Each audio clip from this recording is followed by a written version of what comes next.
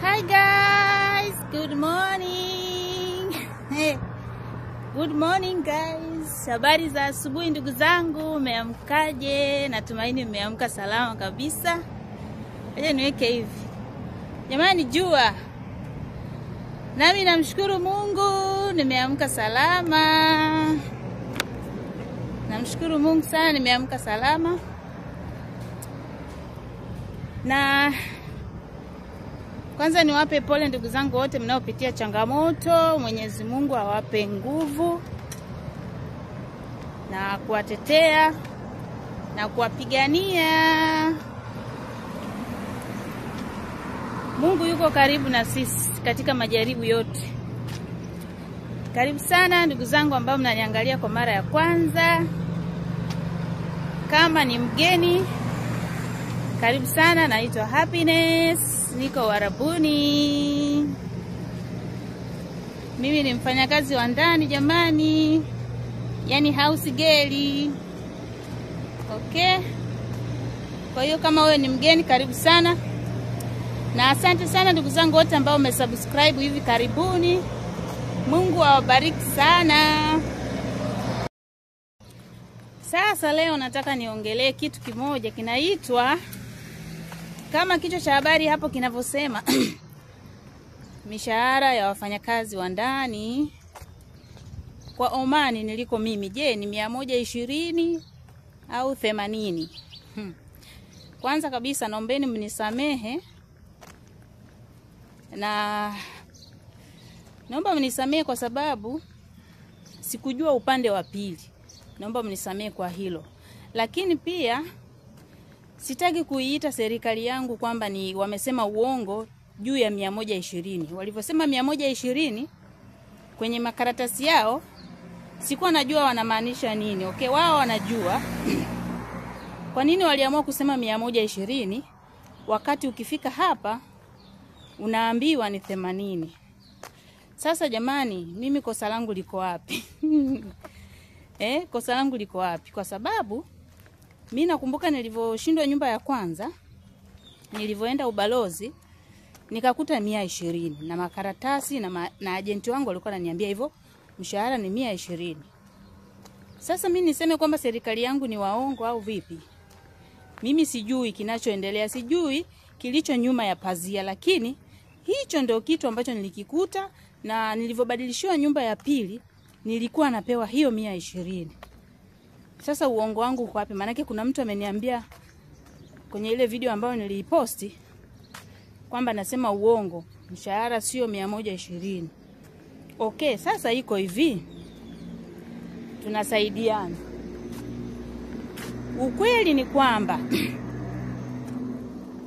hiyo 120 unaweza ukaipata na ukaikosa. Na nimeona 120, wanaopata 120 wale ambao sasa angalau wamemaliza labda mkataba. Okay? Ukimaliza mkataba unaweza ukaipata hiyo, lakini usiwekee 100%. Kwa sababu gani nitaelezea. Mara nyingi unapofika hapa kwa mgeni, bosi hawezi kukupa wewe 120. Wataandika tu pale 120, lakini ukifika hapa kwa sababu ni mgeni, kila kitu unatakiwa ufundishwe. Hujui lugha, kazi unaweza kuzifanya. Lakini hujui lugha, labda hujui kupika vyakula vyao, lazima tu ataanza na 180. 180 na 80. Na shida iko hapa. Agent anaongea na bosi kwamba huyo utampa shilingi 80. Lakini wewe mfanyakazi, agent anakuambia utapata 120 ile kwenye karatasi. Ukifika hapa sasa, mambo yanakuwa tofauti. Unaona? Agent na bosi wanakuwa wameshayapanga mambo yao. Kwa hiyo wewe ukija, bosi atakupa kile ambacho aliongea na agent wako. Sasa kama mtu unajielewa na hauna woga, kama mimi nilivyokuwa mwanzo, sikuwa muoga kwenye hilo swala.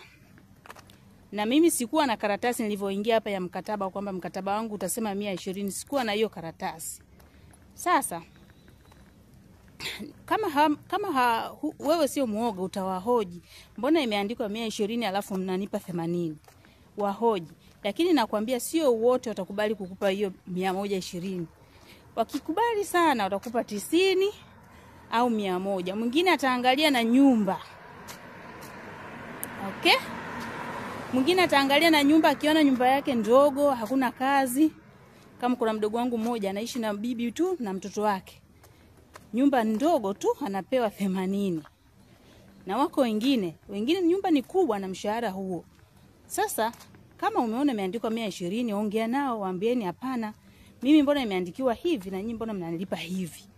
Ongea naye. Na kama unaona nyumba yako ni kubwa, mwambie madam, boss, hii nyumba ni kubwa, mimi siwezi kukubali mshahara wa 80.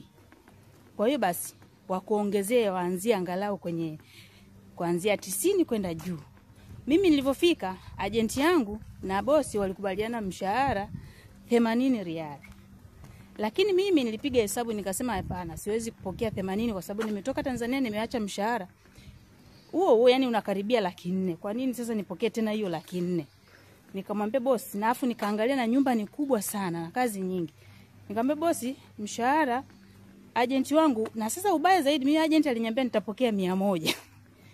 Nikamwambia mimi mbona agent aliniambia 100? Sikuwa na karatasi. Bosi akasema mimi nimekubaliana na agent wako nikupe 80. Nikamwambia bosi, angalia nyumba ni kubwa. Unaongea naye kistaarabu. Nilipomwambia hivyo akakubali. Kutoka kwenye 80 akanilipa shilingi riali 90. Okay? Na kama bosi anakupenda, nyumba wanakupenda na wanaona kweli ni kazi nyingi, baada ya muda tena ukiomba wanakuongezea. Wako Waarabu wastaarabu sana. Waelewa. Wanaongeza, sio wabahili, watakuongeza. Mimi waliniongeza tena nikaja kupokea 100. Kwa sababu nilikuwa nalalamika kazi nyingi. Lakini tu nakwambia hii onyo kwa watu wote. Unaweza ukasema niongezewe mshahara kwa sababu nyumba kubwa, kazi nyingi. Mimi nishawahi kusema usifikiri kwamba ukiongezewa mshahara itakusaidia wewe kukupa nguvu ya kufanya kazi. Hiyo iondoe kichwani mwako. Kama unaizimudu kazi na unaona kabisa ni halali mimi kulipwa labda 100, mwambie bosi, atakuelewa. Lakini akikataa, achana naye. Fanya kazi yako, ukimaliza miaka 2 wanakutaka sasa na unaitaka nyumba, ndio unawaambia mimi siwezi kuendelea, kama unahitaji mnipe 120. Kama umesha kuzoea na wataki kubadilisha mtu, watafanya hivyo. Lakini wako wengine ambao wanaona yani mimi nikupe 120, no. Bora akamlete mgeni amlipe hiyo 80. Wako wanafanya hivyo. Hawanaga hasara wao. Okay? Sasa nije kwenye swala jingine. Niliongea na kaka kuhusu hili swala la mshahara.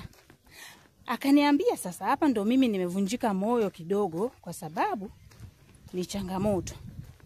Sielewi wao wameweka vipi, wao inawezekana wanaelewa zaidi kuliko mimi ninavyoelewa, lakini kulingana na mimi ninavyofanya kazi na mimi najua ugumu wa kazi, inawezekana wao wasielewe ugumu wa kazi ulivyo.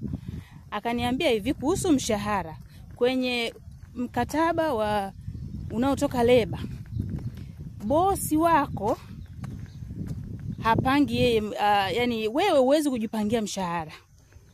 Huwezi kujipangia wewe mshahara. Ukishaingia hapa kwa mkataba ule wa ubalozi, okay? Mkataba wetu wa ubalozi, mkataba wa leba ule. Kule leba wenyewe ndio wanakupangia wewe. Wanakupangia, utaikuta tu imeandikwa pale kwenye mkataba wako. Ukimaliza ndio wanaongezaga percentage, okay? Wanaongeza hiyo sijui riali 10, sijui riali 5 wanaongeza. Lakini sasa ukimaliza usifikiri kwamba utasema tu nitalipwa 120 au 130 au 150, hamna. Utaenda sanadi wataiweka kadi yako pale. Mshahara utakao soma pale watakuuliza unakubaliana na huu mshahara? Ndio nakubaliana. Ndio utaenda kufanya kazi. Ukubaliani nao pale unabidi useme. Ndio hicho mimi kitu kimenishtua kidogo, kimenishangaza kwa nini? Yani wanapanga wenyewe sasa. Okay? So, hebu tutafakari pamoja. Tunafanyaje? Ukweli ndio huo, utakachokutana nacho kubali. Akikubali bosi kukuongezea, mwenyewe kuongezea. Akikataa, pambana miaka yako 2, ukimaliza fikiria njia zingine za kuongezewa pesa. Halafu kitu kingine, watu wanaoji mshahara Dubai shilingi ngapi, Oman shilingi ngapi. Jamani, unajua hata kama Dubai wametuzidi, basi inaweza ikazidi labda chache tu, haiwezi kutofautiana tofauti kubwa sana, kwa sababu wote ni wafanyakazi wa ndani. Kwa hiyo hapa kama unalipo kuanzia 400,000, labda Dubai mtu anaweza kaanzia kulipwa 500,000. Okay? Labda 500,000 anaweza kuanzia, lakini kwa nilivyosikia watu wengi ambao wamefanya Dubai wanasemaga nyumba za Dubai ni kubwa sana. Ni kubwa sana tofauti na Oman. Kwa hiyo wewe mwenyewe chagua, fikiria, lakini mimi nasemaga changamoto ziko sehemu zote. Wengine wanaweza kubahatika kupata sehemu nzuri tu, nyumba tu anafanya tu usafi, hapiki, afanye chochote kwa Dubai. Okay? Hivyo. Lakini wengine unaweza kukutana na kazi labda zote. Lakini mara nyingi Dubai mijengo yao mikubwa na unaweza kukuta unafanya kazi moja. Kupika sio sana. Okay? Kwa hiyo muhimu wewe muombe Mungu, Mungu akusaidie. Mungu akusaidie, akupe familia ambayo anajua utaimudu. Kazi ambazo utazimudu. Mungu hawezi kutupa mizigo ambayo hatuwezi kuibeba. Hawezi. Na akitupa huo mzigo atatupa nguvu ya kupita salama, na pia ataleta mlango. Akishaona kabisa mwanangu hapa sasa ameelemewa, hawezi kutuacha bure. Lazima atakuletea mlango mwingine, atakufungulia mlango mwingine. Kwa hiyo usife moyo na usiwaze niende huku au niende huku. Wewe omba Mungu akupe sehemu ambayo yeye anaona ni sahihi kwake, sio wewe unavyoona sahihi kwake. Haya, kuna mwingine akawa ameniuliza swali kwamba anasema, "Daepe nisaidie nipatie agent ambaye muaminifu." Sasa mimi maagent wote ambao nimewapeni ni wamesajiliwa. Kuhusu uaminifu, hiyo ni roho ya mtu ambaye Mungu ndio anaijua, na yeye mtu mwenyewe anaijua hiyo roho. Okay? Mimi siwezi kusema kwamba agent huyu ni mzuri alafu akija kutindinganya mambo utakuja kunisema mimi vibaya. Sitaki iwe hivyo kwangu. Kwa hiyo ninachosema, wewe omba Mungu. Nikikupa maagent labda 5, mwambie Mungu nisaidie katika hawa 5.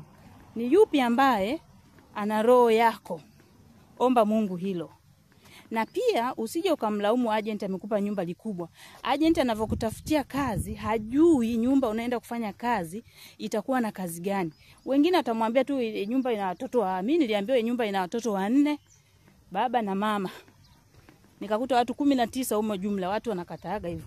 Kwa sababu mtu alikuwa ameoa, ana mke na watoto wameoa na wameolewa na wana vijukuu.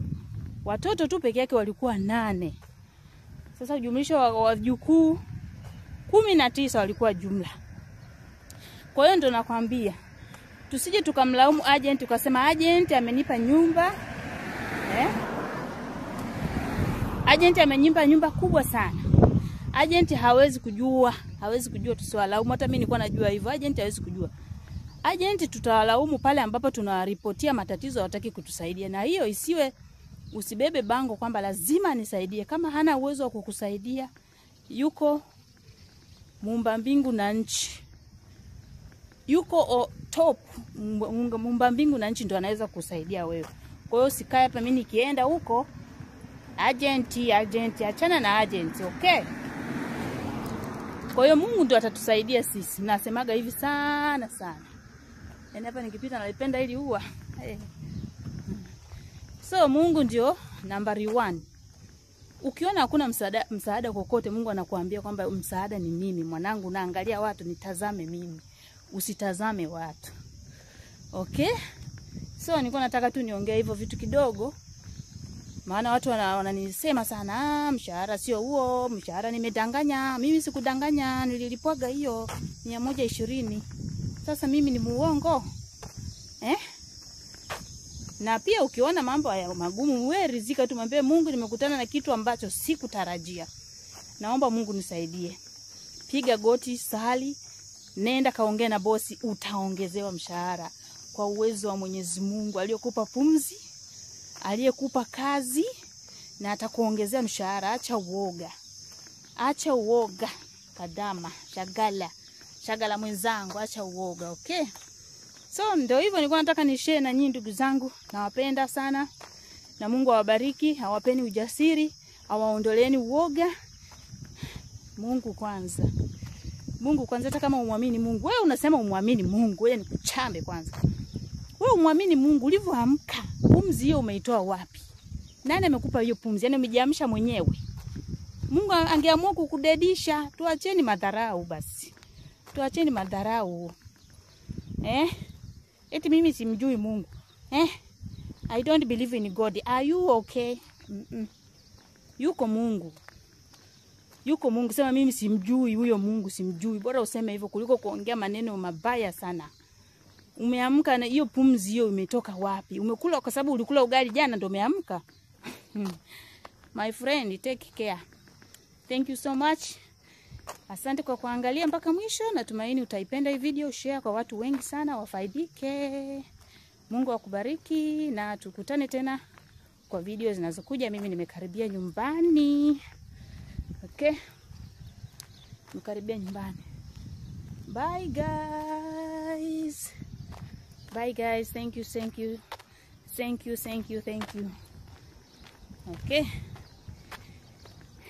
Kumbeni kwa neema. Neema ya Mungu ni neema ya imetuhifadhi. Kumbeni kwa neema. Kumbeni kwa neema. Neema ya Mungu ni neema imetuhifadhi. Jana tulilala njaa. Usiku ulikuwa wa taabu. Pamoja na magumu yote asubuhi imefika. Najua kuimba wewe. Songa mbele kadama, usirudi nyuma. Tusonge mbele guys, tusonge mbele. Nimewahi kidogo kwenda na kurudi kijua kinawaka. Nilienda kidogo. Ndugu zangu. Basi masalama. Nimeamua kufanya nje kwa sababu nilikuwa nataka niende live lakini live internet inafanya mushkila wagid minaka. Wagid mushkila internet. Same Afriki. Mafi zeni internet. Hadha ana sawi video record basi. Bye guys. Nawapenda lakini Mungu anawapenda sana. Mungu anakupenda sana. Na anakuombea mema, anakupenda sana. Anataka usiwe na wasiwasi. Bye.